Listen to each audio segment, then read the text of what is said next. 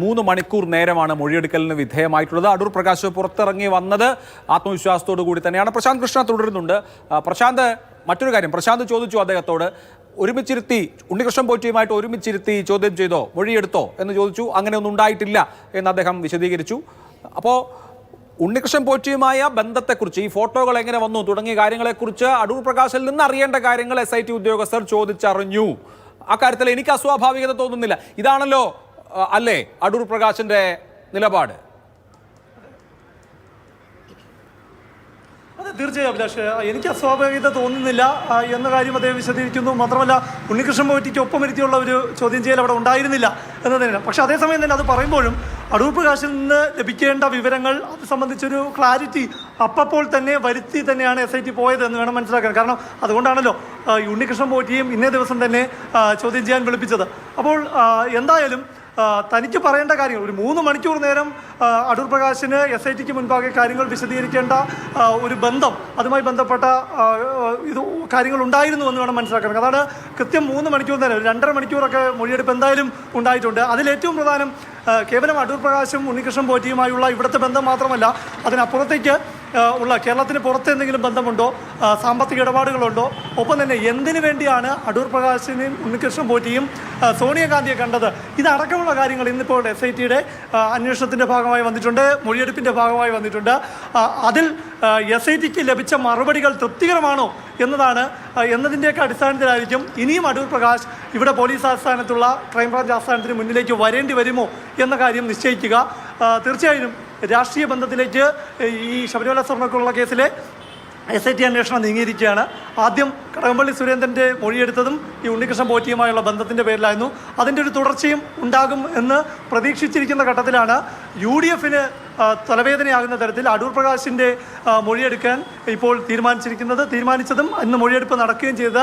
ഇനിയും ഒരുപക്ഷെ അടൂർ പ്രകാശ് ഇവിടെ കൂടുതൽ വ്യക്തത വരാൻ അത് ഉണ്ണികൃഷ്ണൻ പോറ്റിയിൽ നിന്ന് ലഭിക്കുന്ന വിവരത്തിൻ്റെയും മറ്റ് സാമ്പത്തിക ഇടപാടുകൾ പരിശോധിച്ചതിൻ്റെല്ലാം അടിസ്ഥാനത്തിലായിരിക്കും അടൂർ പ്രകാശിന് ഇനിയും ചോദ്യം ചെയ്യേണ്ടി വരുമോ എന്ന കാര്യത്തിലൊരു വ്യക്തത വരും. കാരണം ഈ സാമ്പത്തിക ഇടപാടുമായി ബന്ധപ്പെട്ട കാര്യങ്ങൾ താങ്കളോട് ചോദിച്ചറിഞ്ഞോ എന്ന് ഞാൻ ചോദിക്കുമ്പോൾ തന്നെ അദ്ദേഹം പറയുന്നത് അത്തരം കാര്യങ്ങളൊന്നും ഉണ്ടായില്ല എന്നാണ് പറയുന്നത്.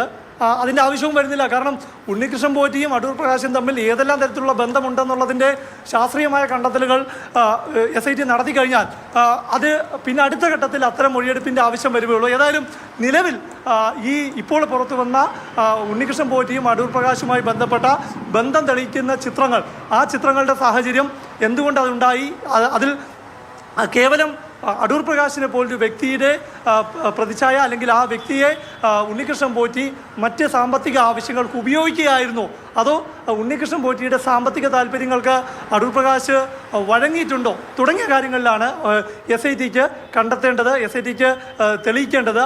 അതിൻ്റെ ഭാഗമായുള്ള മൊഴിയെടുപ്പാണ് പൂർത്തിയായിരിക്കുന്നത്. ഏതായാലും മൊഴി നൽകി പുറത്തു വന്ന അടൂർ പ്രകാശ് ചോദ്യങ്ങൾക്കെല്ലാം മറുപടി പറഞ്ഞു, എല്ലാ കാര്യങ്ങളും വിശദീകരിച്ചിട്ടുണ്ടെന്ന് പറഞ്ഞു. അതിനപ്പുറത്തേക്ക് ഇനി താൻ പറഞ്ഞതെല്ലാം തന്നെ SITക്ക് വിശ്വാസമായോ എന്ന കാര്യം അന്വേഷണ സംഘമാണ് തീരുമാനിക്കേണ്ടത് എന്ന് പറഞ്ഞ് അദ്ദേഹം മാധ്യമങ്ങളെ ഇന്ന് കണ്ടു പിരിയുകയാണ് ചെയ്തത്. ഏതായാലും ഏറ്റവും പ്രധാനപ്പെട്ട ഒരു ചോദ്യം ചെയ്യൽ മൊഴിയെടുപ്പ് അതിന്ന് പൂർത്തിയാകുമ്പോൾ അത് ഉണ്ണികൃഷ്ണൻ പോറ്റിയും കൂടി ഇന്നത്തെ ദിവസം തന്നെ ഇതുമായി ബന്ധപ്പെട്ട് ചോദ്യം ചെയ്യുമ്പോൾ ഒരു മൊഴിയെടുപ്പിന് അപ്പുറത്തേക്ക് കാര്യങ്ങൾ പോയില്ല എന്നതാണ് ഒരു കാര്യമാണ്.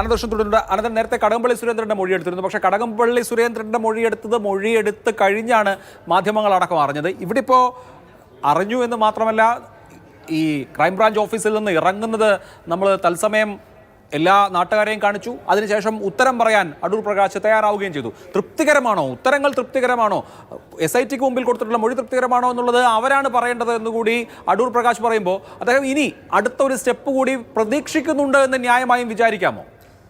തീർച്ചയായിട്ടും അഭിലാഷ് സൂചിപ്പിച്ചതുപോലെ തന്നെ കടകംപള്ളി സുരേന്ദ്രൻ്റെ മൊഴിയെടുത്ത സമയത്ത് അതീവ രഹസ്യമായിട്ടായിരുന്നു ആ മൊഴിയെടുപ്പ് എന്നുള്ള കാര്യം വ്യക്തമാണ്. മാത്രമല്ല, കടകംപള്ളി സുരേന്ദ്രനുമായി ബന്ധപ്പെട്ട് മൊഴിയെടുക്കാൻ തീരുമാനിച്ച വിവരം മാതൃഭൂമി ന്യൂസ് തദ്ദേശ തെരഞ്ഞെടുപ്പിന് മുൻപ് തന്നെ റിപ്പോർട്ട് ചെയ്യുകയും ചെയ്തിരുന്നു. പക്ഷേ തെരഞ്ഞെടുപ്പിൻ്റെ സമയത്ത് കടകംപള്ളി സുരേന്ദ്രൻ്റെ മൊഴി രേഖപ്പെടുത്തിയില്ല. തെരഞ്ഞെടുപ്പ് കഴിഞ്ഞതിന് തൊട്ടു പിന്നാലെയാണ് കടകംപള്ളി സുരേന്ദ്രൻ്റെ മൊഴി എടുക്കാൻ അദ്ദേഹത്തെ വിളിപ്പിച്ചത്. അപ്പോൾ തന്നെ ആ ഒരു ലാഗ് വന്നത് രാഷ്ട്രീയ സമ്മർദ്ദത്താലാണ് എന്നുള്ളത് പ്രതിപക്ഷം ഉന്നയിച്ച ആരോപണം കൂടിയാണ്.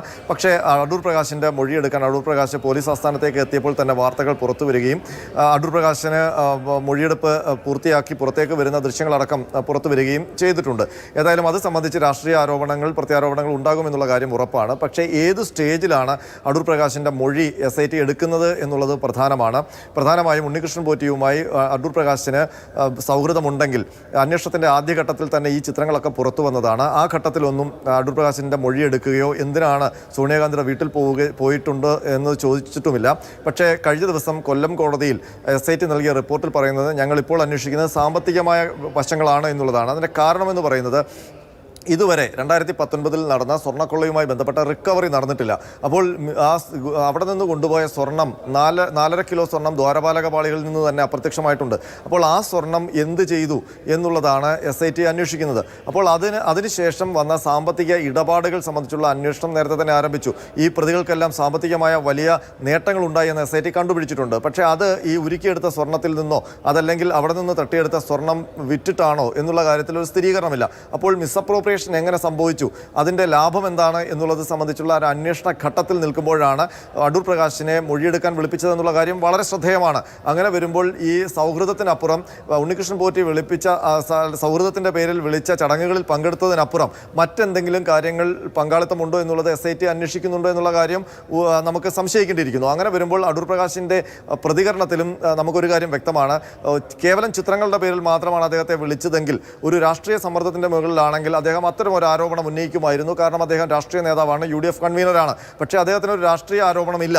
മാത്രമല്ല അവർ ചോദിച്ച ചോദ്യങ്ങൾക്കെല്ലാം ഉത്തരം ഞാൻ നൽകിയിട്ടുണ്ട്. ഇനി എന്തെങ്കിലും ഉണ്ടെങ്കിൽ അവർ തീരുമാനിക്കട്ടെ എന്ന് പറഞ്ഞു വെക്കുമ്പോൾ ആ ചോദ്യം ചെയ്യൽ അവസാനിച്ചിട്ടുണ്ടോ എന്നുള്ള കാര്യത്തിലും സംശയമുണ്ട്. അഭിലാഷ്, തീർച്ചയായിട്ടും ചോദ്യം ചെയ്യൽ അവസാനിച്ചിട്ടുണ്ടോ എന്നുള്ള കാര്യത്തിൽ സംശയമുണ്ട്. ഒരുപക്ഷെ കൂടുതൽ ക്ലാരിറ്റി വേണമെങ്കിൽ അന്വേഷണ സംഘത്തിന് വീണ്ടും അടൂർ പ്രകാശിനെ വിളിപ്പിക്കാം. പ്രശാന്തിലേക്ക് ഒരിക്കൽ കൂടി. പ്രശാന്ത്, 10 മണി മുതൽ 1 മണി വരെ മൊഴിയെടുക്കൽ നടന്നു. അതിനുശേഷം അടൂർ പ്രകാശ് പുറത്തേക്കിറങ്ങി. അദ്ദേഹം തന്നെ വിശദീകരിച്ചു, ഇന്നലെ കാസർഗോഡ് നിന്ന് വന്നതാണ്, SITക്ക് കാണണം എന്ന താല്പര്യമുണ്ടായപ്പോൾ അവർ വിളിച്ചതനുസരിച്ച് ഞാൻ വന്നതാണെന്ന് അടൂർ പ്രകാശ് വിശദീകരിക്കുകയും ചെയ്തു. നമുക്ക് SITയിൽ നിന്ന് ഏതെങ്കിലും തരത്തിലുള്ള വിവരങ്ങൾ ലഭ്യമായിട്ടുണ്ടോ? ഈ ചോദ്യങ്ങൾക്കുള്ള മറുപടി തൃപ്തികരമാണോ എന്നുള്ളത് SIT പറയട്ടെ എന്നുള്ളതാണ് അടൂർ പ്രകാശിൻ്റെ ടേക്ക്. അപ്പോൾ SIT സംബന്ധിച്ച് SIT കേന്ദ്രങ്ങളിൽ നിന്ന് എന്തെങ്കിലും വിവരം ലഭ്യമാണോ?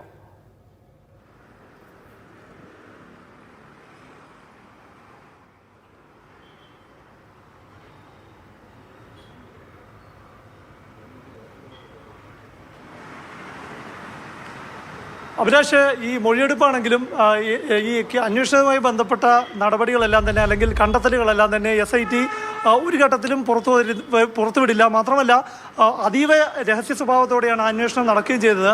അതുമായി ബന്ധപ്പെട്ട വിവരങ്ങളെല്ലാം തന്നെ SIT നൽകുന്നത് കോടതിക്ക് മുൻപാകെയാണ്. അപ്പോൾ കോടതിക്ക് മുൻപാകെ സീൽ ചെയ്ത കവറിൽ കൊടുക്കുന്ന റിപ്പോർട്ട് അത് പിന്നീട് കോടതി ഒരു ഉത്തരവായി പുറത്തിറങ്ങുമ്പോൾ മാത്രമാണ് ഇതുവരെയും ശബരിമല സ്വർണ്ണക്കൊള്ളയുമായി ബന്ധപ്പെട്ട വിവരങ്ങളെല്ലാം തന്നെ ഔദ്യോഗികമായി പുറത്തു വന്നിട്ടുള്ളത്.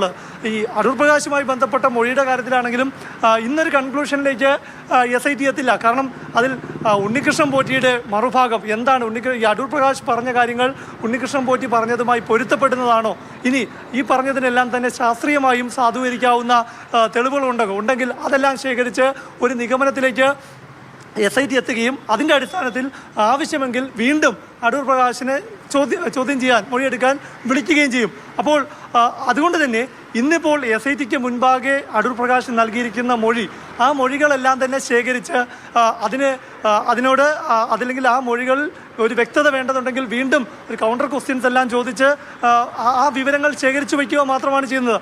അതെല്ലാം ശരിയാണോ എന്നത് കണ്ടെത്തുന്ന അടുത്ത ഘട്ടത്തിലേക്ക് SIT കടന്നിട്ടില്ല. അല്ലെങ്കിൽ അതുകൊണ്ടാണല്ലോ അടൂർ പ്രകാശിൻ്റെ മൊഴി ശേഖരിച്ച ശേഷം വിട്ടയച്ചത്.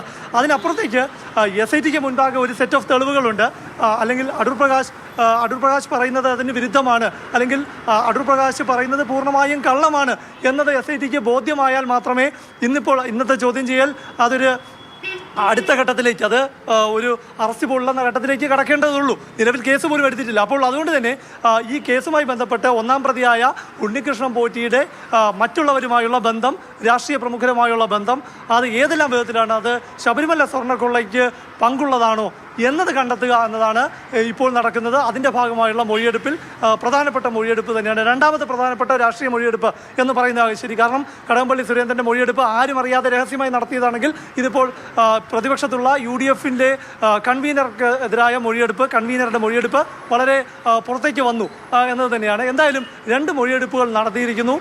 ഇതിലുള്ള രാഷ്ട്രീയ ബന്ധത്തിൻ്റെ വ്യാപ്തി എത്രത്തോളം വലുതാണ് എന്നത് കണ്ടെത്തുന്ന മൊഴിയെടുപ്പ് തന്നെയാണ് അടൂർ പ്രകാശിൻ്റെത്.